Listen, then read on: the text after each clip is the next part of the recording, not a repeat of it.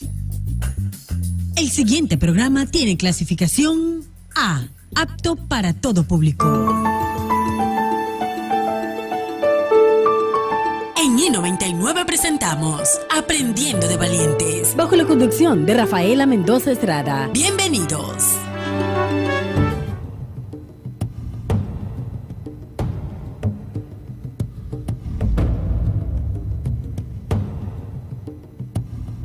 Siendo las 5 de la tarde, estamos en un programa más de Aprendiendo de Valientes. El día de hoy tengo a la psicóloga Gina Fabre. Gina, ¿cómo está? Bienvenida a Aprendiendo de Valientes. Muy bien, muchas gracias por la invitación. Muy buenas tardes a todos. El tema que vamos a tratar el día de hoy es la depresión. Y la depresión es una enfermedad que se caracteriza por una tristeza persistente, por la pérdida de interés de las actividades con las que normalmente se disfruta, así como la incapacidad para llevar a cabo las actividades cotidianas durante al menos 2 semanas. Para que le explique a la audiencia qué es la depresión y por qué se da. Bueno, la depresión es un trastorno del estado de ánimo. Indicaste, tiene algunos síntomas, como esa tristeza que es bastante persistente, ¿no? Por lo menos 2 semanas con este tipo de vacío y otros síntomas, ¿no? ¿Por qué se da? Puede haber distintos factores, ¿no? Mayormente tienen que ver con acontecimientos externos. Puede ser que algunos te des cuenta, otros no, pero hay algo en tu situación de vida que cambió. Puede ser una pérdida importante, una muerte o algo que tiene que ver con una pérdida de tu trabajo, algo que tú considerabas muy importante y hubo un cambio en tu parte vital, ¿no? Entonces esto puede generarte esa situación. Hay otras personas, pues, que también tienen a nivel de sus neurotransmisores, pues, ciertas vulnerabilidades, ¿no? Que vienen ya eso desde la niñez. Y podría ser que estos acontecimientos o situaciones pues también sean en ellos pues más críticas, ¿ya? Son diferentes situaciones, incluso dicen algunos a nivel genético, ¿no? Pero en general las circunstancias externas tienen que ver mucho y eso hace un cambio pues en nuestra conducta habitual que nos lleva a que ese estado de tristeza, vacío, fatiga o insomnio pues persista en el tiempo. Gina, ¿cómo saber si estás deprimido o si Mm, estás en una depresión? Sí, es importante lo del tiempo, ¿no? Como te decía, si son 2 semanas y en esas 2 semanas has notado que casi todos los días estás con ese ánimo de vacío, no quieres hacer las actividades de antes, pasas aislado porque te aíslas de tus redes sociales, de tus amigos, de tu familia, tienes insomnio, has cambiado tu apetito y eso es, como decía, casi todos los días. Podrías considerar que puede ser que estés entrando en depresión, porque sí, normalmente todos pasamos por tristezas, por problemas que nos hacen sentir que queremos estar solos, ¿no? Pero esto normalmente puede durarte unos días, ¿no? Y otra vez tú retomas tus actividades. Pero de acuerdo al tiempo, si esto se permanece más de 2 semanas o ya llevas un mes incluso, tienes que considerar hacerte una evaluación. Se toman unos test y te podemos ayudar y también la entrevista, ¿no? Para definir si tienes realmente depresión y actuar ahí. Gina, ¿cuáles son los 3 tipos de depresión? Bueno, hay algunos tipos. El más usual es la depresión mayor, que es la que estábamos hablando de la duración de 2 semanas o más. También lo que se llama la distimia, que es una depresión persistente. Esta sería más o menos un tiempo de unos 2 años, ¿no? Como dice eso, persiste en el tiempo. Es un poquito más complicada. También hay un trastorno que tienen que ver en la mujer incluso, ¿no? Que se llama disfórico premenstrual. Antes de que venga la menstruación, pues empiezan a haber ciertos cambios de depresión, ansiedad. Otros que tienen que ver también con uso de medicamentos, abuso de sustancias. Otros que tienen que ver con cuando hay alguna enfermedad también, ¿no? Obviamente eso cambia, como decía, pues totalmente tu ciclo de vida normal, es un cambio abrupto y eso puede generarte la depresión. ¿Cuáles son las causas de la depresión? ¿Y qué le pasa a una persona con depresión? Causas.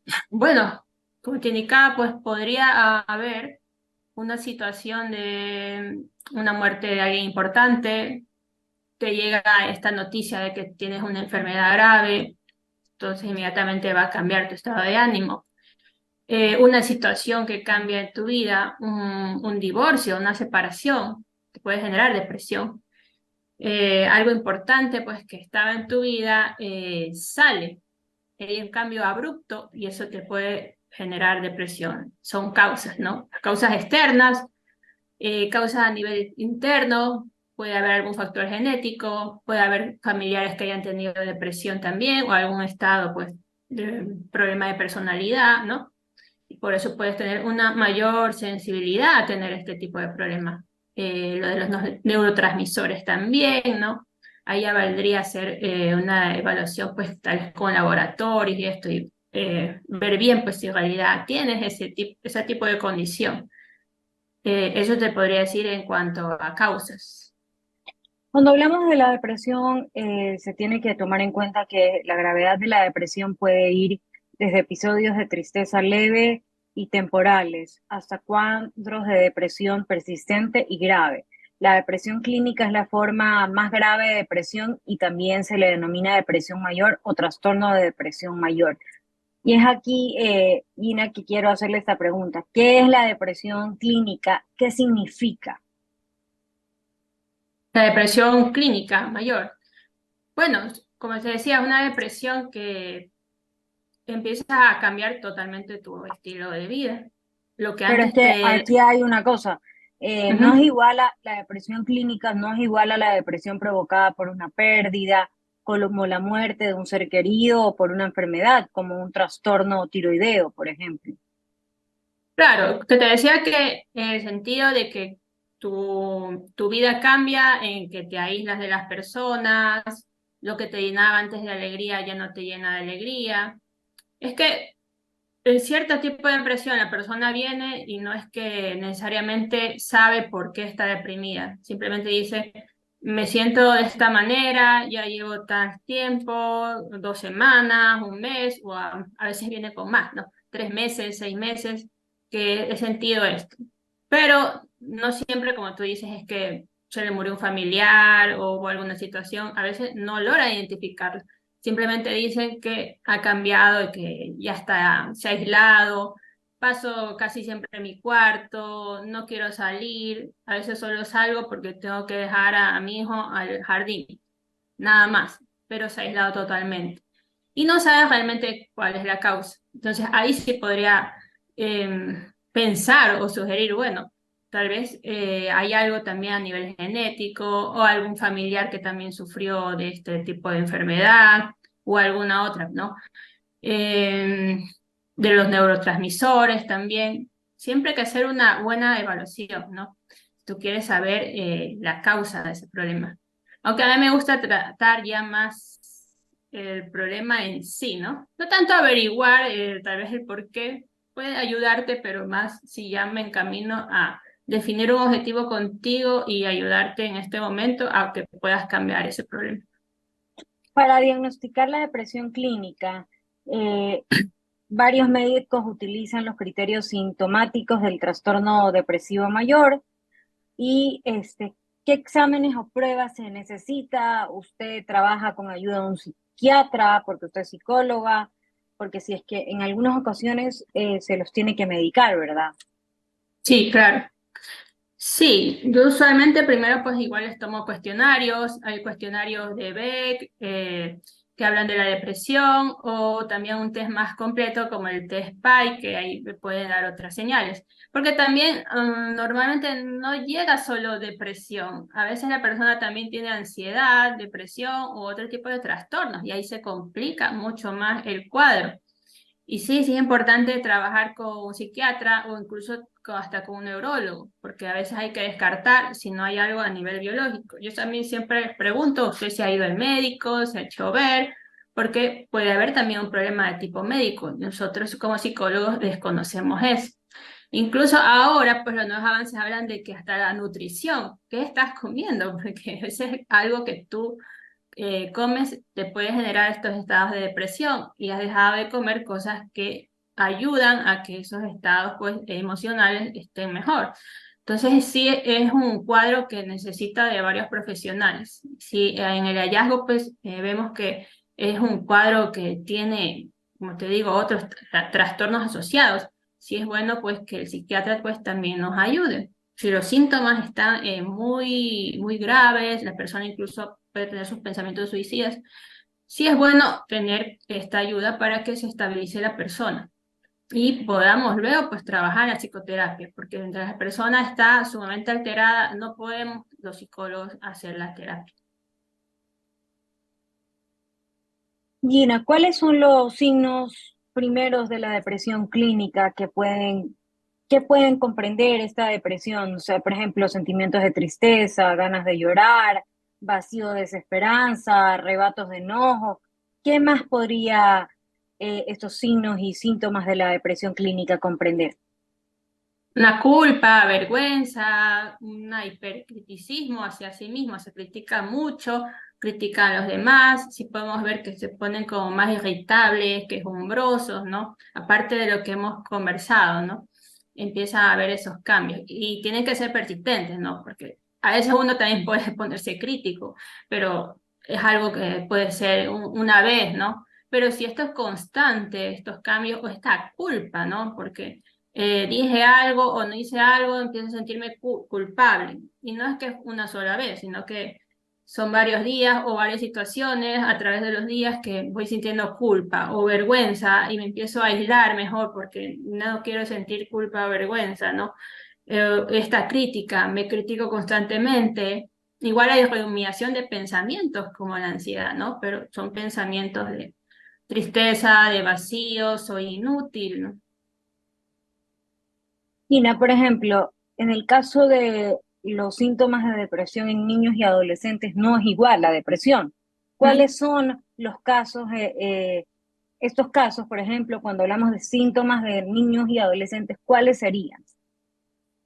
Sí, es un poquito más difícil de detectar porque como los niños, dependiendo de la edad, pues no es que te va a decir, me siento de esta manera. Habrá que ver, en el adolescente también como que a veces más bien se encierra en sí mismo y el hablar con los papás es más difícil.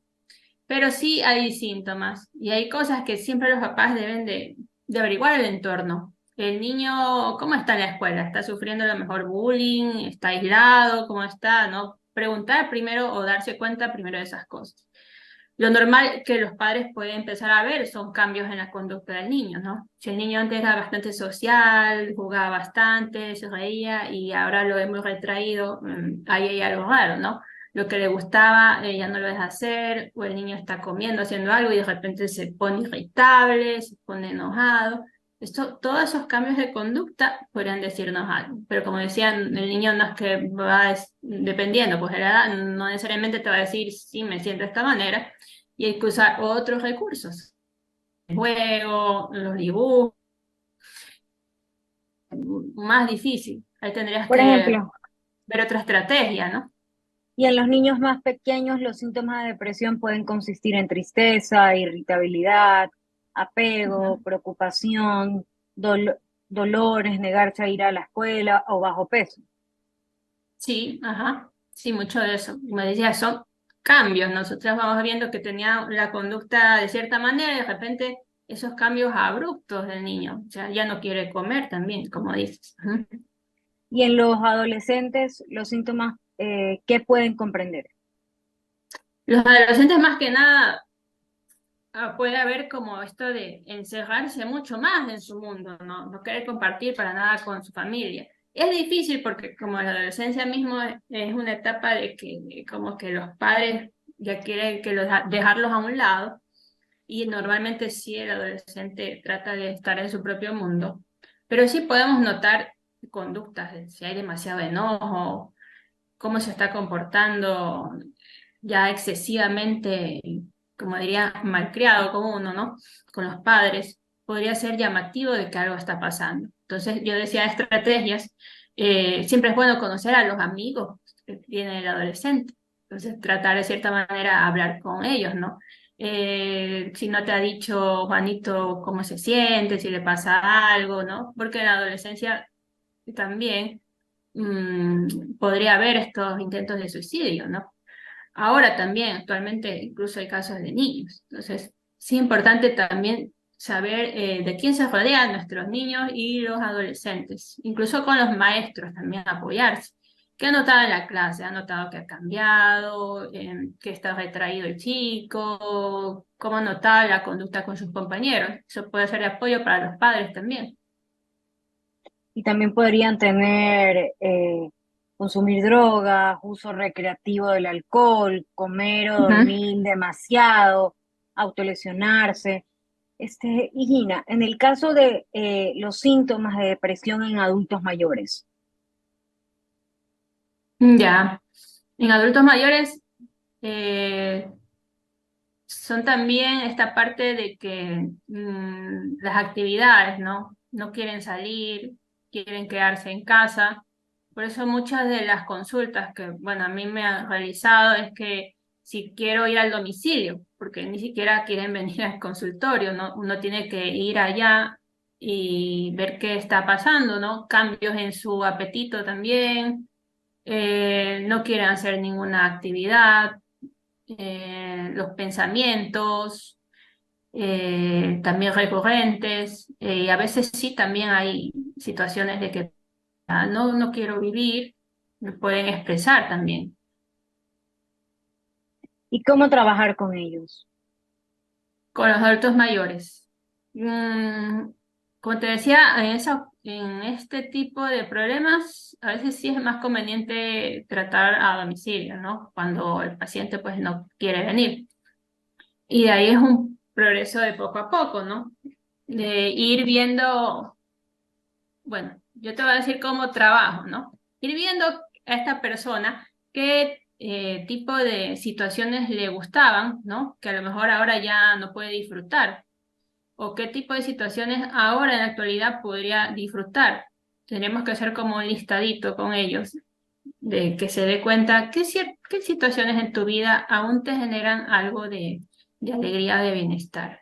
Ir anotando y reforzando ese tipo de actividades. Y también es importante ahí el contexto familiar. Ella está tratando con el adulto mayor. Lo están escuchando o a lo mejor tiene algún tipo de conducta, palabras que le están afectando también, ¿no? Yo digo, siempre es importante también el contexto de que se rodea tanto un adulto mayor como cualquier persona con depresión, porque muchas veces las personas a veces por querer ayudar dicen, pero no tienes nada, no pasa nada, y eso puede empeorar a la persona. En este caso también, un adulto mayor, qué tipo de palabras, cómo es ese acercamiento con él, de la familia. ¿Cuándo consultar al médico? En cualquier caso, desde En adulto cualquier caso mayor, de depresión, sí.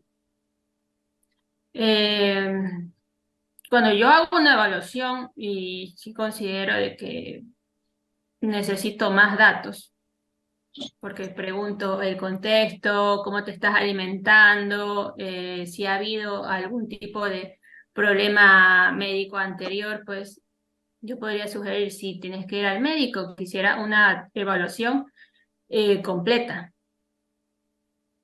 porque sí puede haber algún tipo de problema previo que haya Pero, tenido por médico que esté ejemplo, afectando. Ujú, cuando te sientes deprimido, pides una cita con un médico, un profesional de ujú. la salud mental, tan pronto como sea posible. Yo le estoy preguntando cuándo se debe consultar, en qué caso se debe consultar. ¿En qué casos? Mm, pero la persona en sí o desde que viene acá. Lo que pasa es que lo que te No, desde decía es la que cuando persona viene en acá, sí, porque, por ejemplo, cuando yo le pregunté cuándo consultar al médico, al psicólogo o al psiquiatra, ¿cuándo se debe consultar? cuando tú empieces a notar estos síntomas, si tú empiezas a notar que te ha durado ya más de 2 semanas, 3 semanas, tú vas y consultas. A veces vas al médico, ¿no? Primero, y el médico te dice, sí, mejor tienes que ir a un psiquiatra, o mejor sí, anda a un psicólogo. muchos pacientes también, sí, previamente ya han ido al médico y el médico es el que le sugiere, ¿sabes qué? Anda al psiquiatra, anda al psicólogo, porque tus síntomas me parecen más que es una depresión. ¿Y cuándo pedir ayuda de urgencia? En momentos de que tienes pensamientos suicidas, ¿cuándo se debe pedir ayuda urgente? Sí, cuando tienes pensamientos suicidas, una ideación, alguna idea, no necesariamente, sí, es el primer paso, una prevención, ¿no? Si tú notas que ya vienen esos pensamientos, tal vez ya has tratado con alguien, porque como te digo, no es que vienen primero al psicólogo o van primero al médico, tratan de solucionarlo en su medio, con sus amigos, la familia. A veces la familia no te da buenas ideas o consejos. Entonces, y tú empiezas a tener recurrentemente este tipo de pensamientos, es lo principal para que busques ayuda. Gina, ¿qué mensaje final le podría dejar el día de hoy a todos los oyentes que la están escuchando? Bueno, el mensaje final, que siempre tengan en cuenta estos síntomas, ¿no? Es importante el prevenir. Si tú notas los primeros síntomas que notas, 2 semanas, 3 semanas, y esto de aquí no cambia, porque sí, tú puedes hacer cosas, tratar de mejorar, y si lo haces, pues perfecto, pero si notas que no puedes, busca ayuda, porque de contrario, usualmente esto se suele cronificar y se puede transformar en la distimia, dura más de 2 años, 3 años, ¿no? También los estados de duelo complicados. Si notas que no has podido más de 1 año con un duelo, pues busca ayuda. Siempre lo mejor va a ser la prevención. Notas que hay estos síntomas y que se te sale de las manos la situación, trata siempre de buscarla. Perfecto, Gina, muchísimas gracias. Gracias por acompañarnos el día de hoy en Aprendiendo de Valientes. Esto ha sido Aprendiendo de Valientes, un programa con un corazón dispuesto a incluir. Chao, chao, gracias.